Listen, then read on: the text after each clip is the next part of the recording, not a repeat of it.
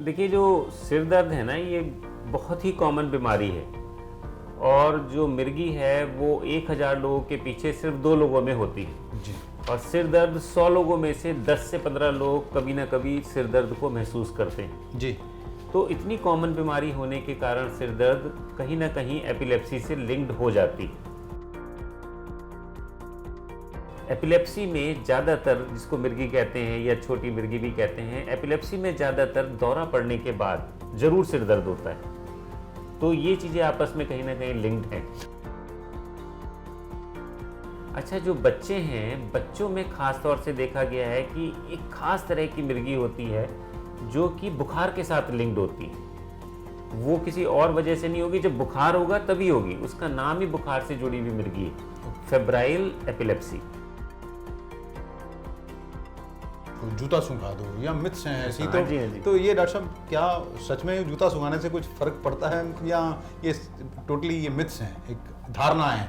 नहीं भंडारी साहब, ऐसे है, पुराने जूतों में एक गैस निकलती है जिसको अमोनिया कहते हैं जी।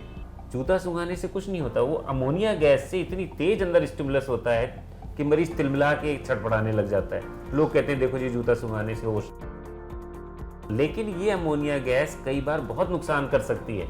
ये एक स्टिमुलेंट है, ये एक इरिटेंट है जो कि अंदर जाके सांस के रास्ते में सूजन पैदा कर सकती है। हो सकता है मरीज तिलमिला के उठे और अगर ज़्यादा अमोनिया अंदर चली गई तो वो उसकी सांस रुक जाए।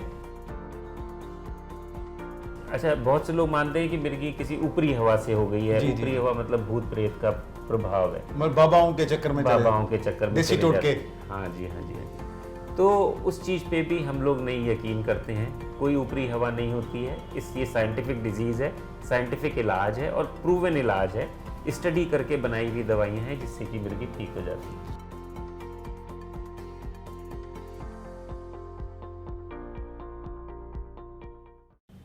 D4 जो देख रहे तमाम दोस्तों को दीपक भंडारी का नमस्कार। हमारे विशेष कार्यक्रम आपकी सेहत में आपका स्वागत है। आज हम बात करेंगे एपिलेप्सी, मिर्गी, यानी कि मिर्गी क्या होती है और सर दर्द के साथ इसका आपस में क्या कोरिलेशन है। हमारे इस कार्यक्रम में आज के विशेष मेहमान हैं डॉक्टर सुमिल कांसल। आपको बता दें कि ये न्यूरोसर्जन है, बटाला रोड पर अमृतसर में एपेक्स हॉस्पिटल के ये मालिक हैं और all India institute of medical sciences से इन्होंने अपनी न्यूरो सर्जरी की, इसकी MCH की है। हम आपको ये भी बता दें कि इनका जो जन्मभूमि है वो लखनऊ है, उत्तर प्रदेश में, और कर्म भूमि बना अमृतसर। 2001 से यहाँ पर एस्टेब्लिश्ड हैं और कई लोगों का इलाज कर चुके हैं। डॉक्टर साहब नमस्कार। नमस्कार। हमारे चैनल में आपका स्वागत है। डॉक्टर साहब, पहला मेरा सवाल है कि सिर दर्द और एपिलेप्सी, मिर्गी का क्या आपस में कोई कोरिलेशन है? देखिए, जो सिर दर्द है ना, ये बहुत ही कॉमन बीमारी है और जो मिर्गी है वो 1000 लोगों के पीछे सिर्फ 2 लोगों में होती है जी। और सिर दर्द 100 लोगों में से 10 से 15 लोग कभी ना कभी सिर दर्द को महसूस करते हैं। जी। तो इतनी कॉमन बीमारी होने के कारण सिर दर्द कहीं ना कहीं एपिलेप्सी से लिंक्ड हो जाती है।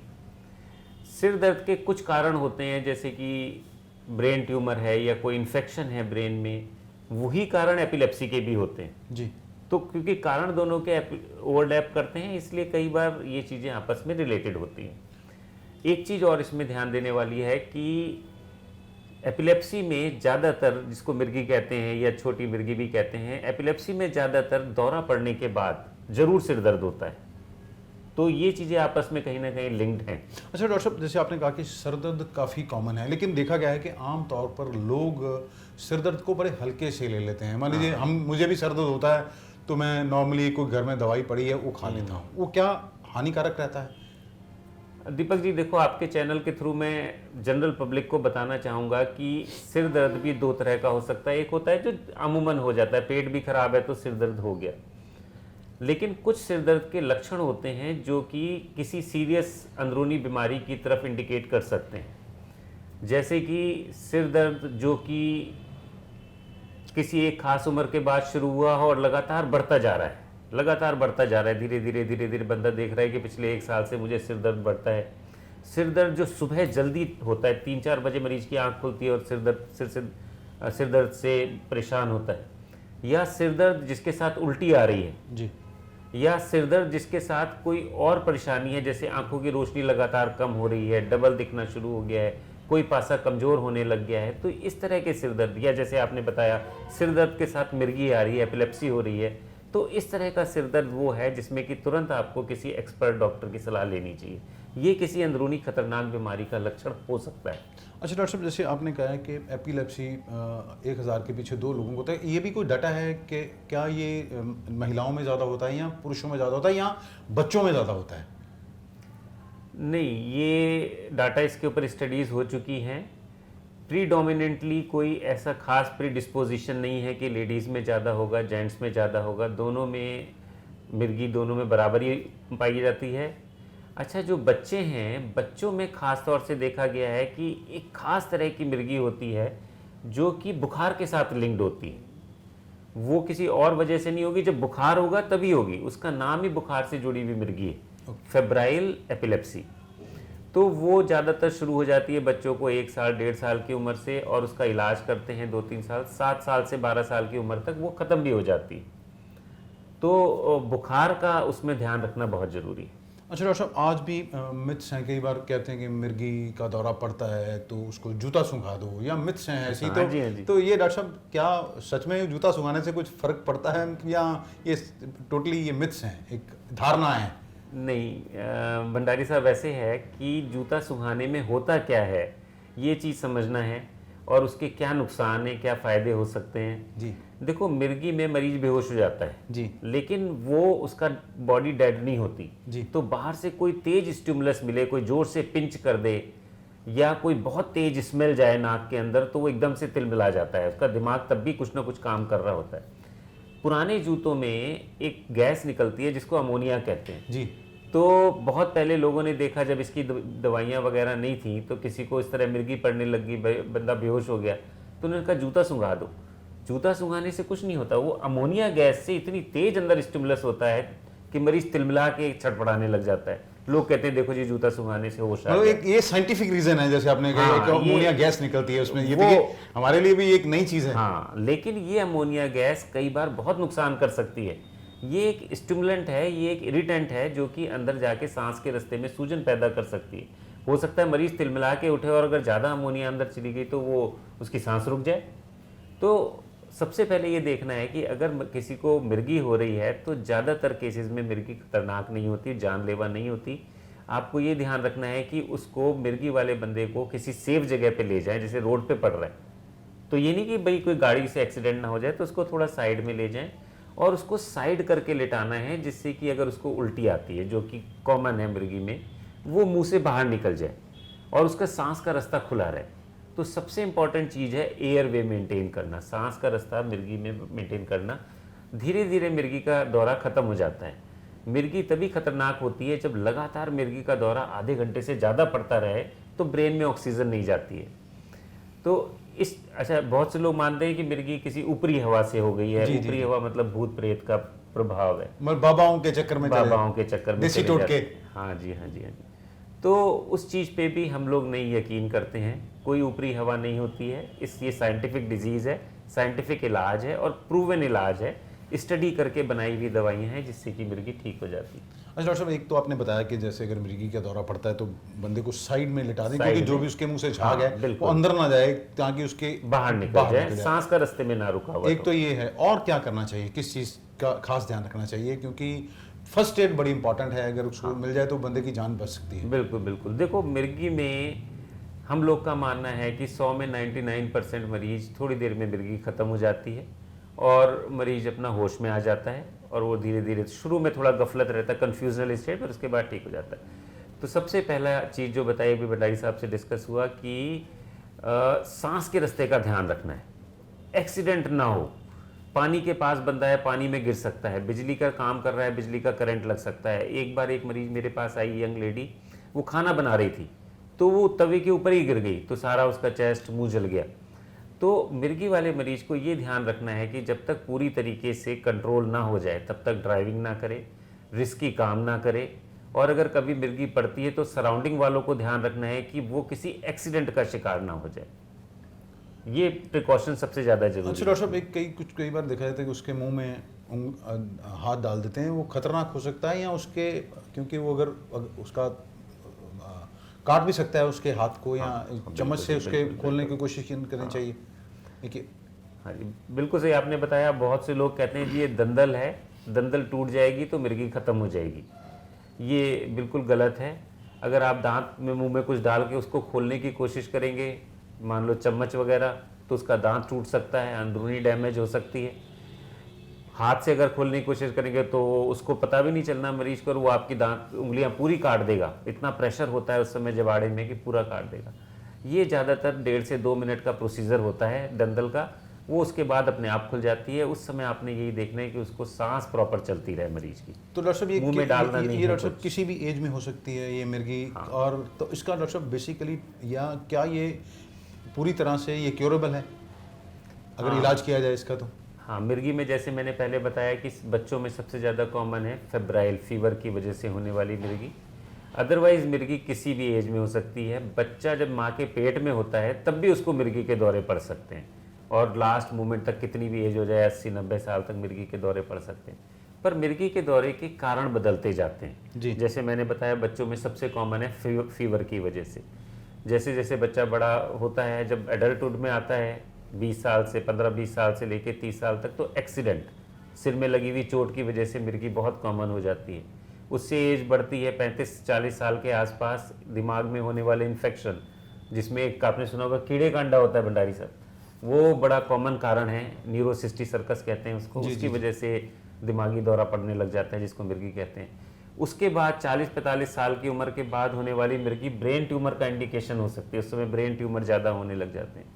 फिर 60-65 साल की उम्र के बाद स्ट्रोक, दिमाग की नाड़ी फट गई, दिमाग के अंदर कोई नाड़ी ब्लॉक हो गई, अधरंग का अटैक के साथ इस तरह की मिर्गी। वैसे जैसे आपने एक बताया न्यूरोसिस्टिकोसिस खास तरह का कीड़ा होता है, एक ये तो पहले कहा जाता था ऐसे कि ये पत्ता गोभी में पाया जाता है, क्या ये बात सही है या गलत है?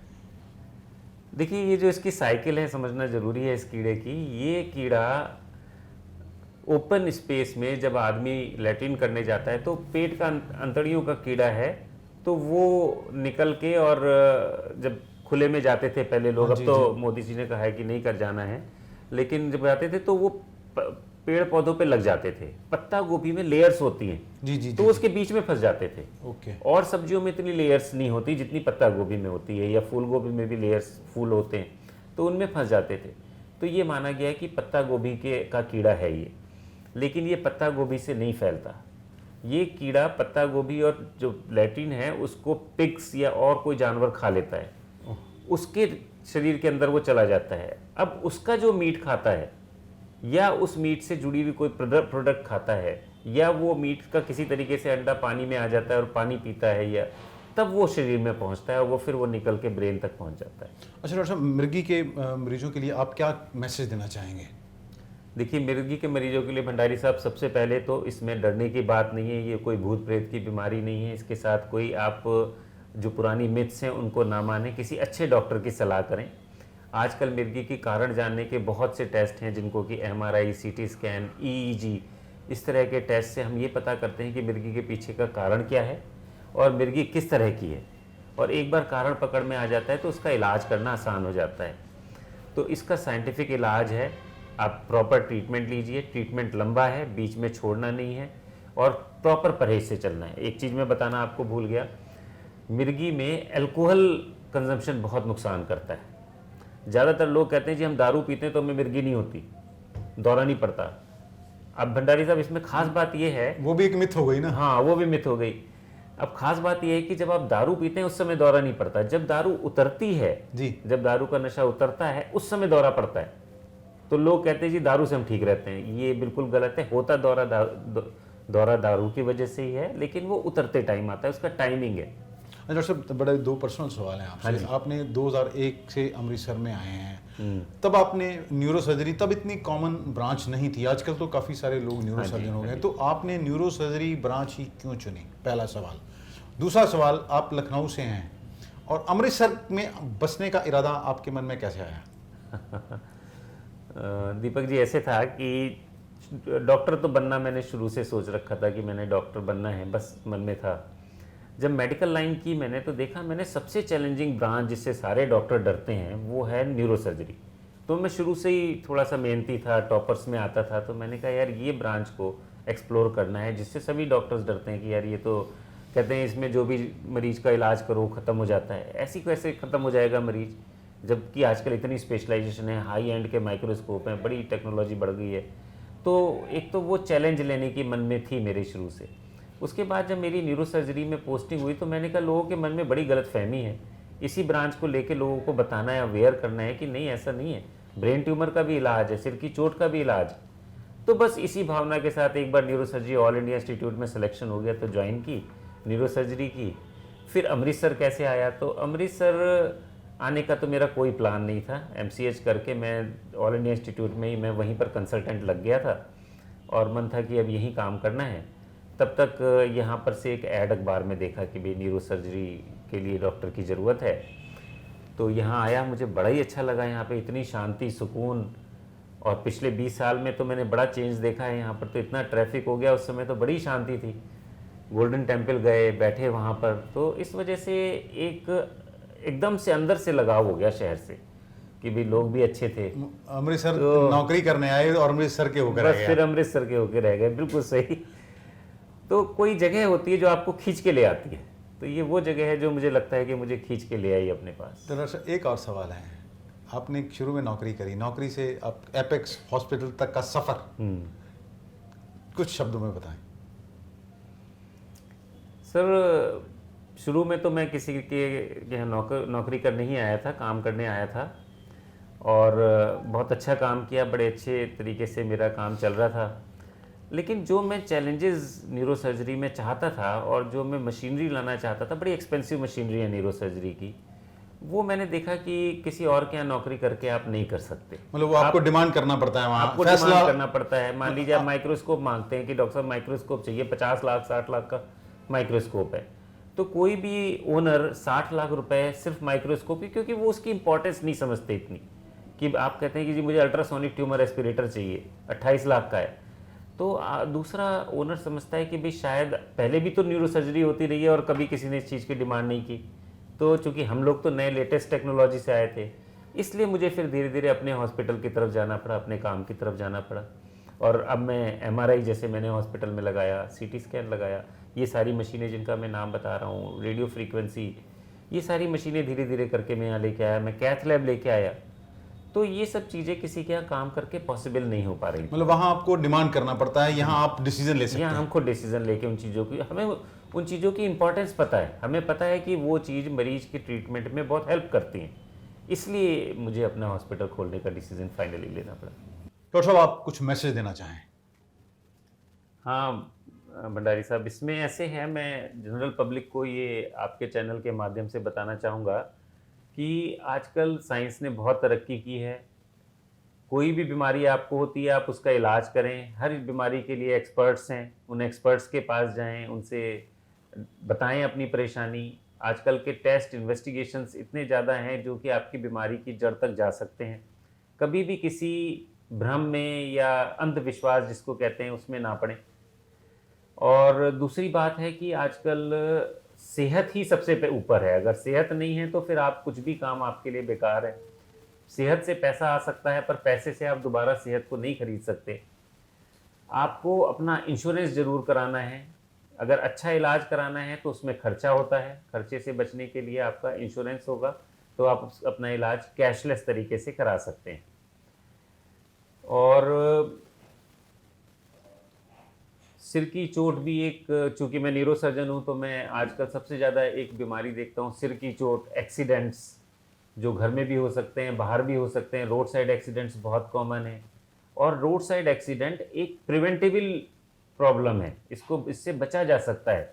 आप प्रॉपर हेलमेट पहने, अगर आप टू व्हीलर चला रहे हैं, अगर आप गाड़ियाँ चला रहे हैं तो एक स्पीड लिमिट में चलाएं, प्रॉपर रूल्स रेगुलेशन का फॉलो करके चलाएं। घर में भी आपको ध्यान रखना है कि कोई ऐसी चीज़ ना हो, जैसे कि मुडेर बनी होती है, मुडेर की जो हाइट है वो 3 फीट से ऊपर होनी चाहिए, लोग 2-2.5 फीट की बना के छोड़ देते हैं और वो उससे गिरने के, ट्रिप होने के चांसेस बहुत ज़्यादा होते हैं।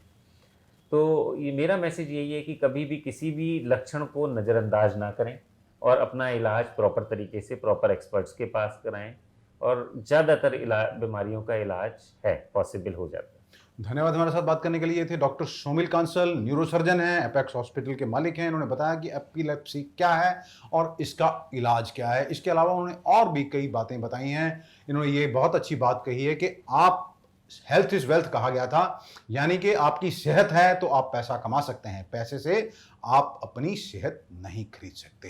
इसीलिए हम आपके लिए विशेष कार्यक्रम लेके आए थे आपकी सेहत में, ताकि अपने दर्शकों को जागरूक किया जा सके। अमृतसर से D4 न्यूज के लिए दीपक भंडारी की खास रिपोर्ट।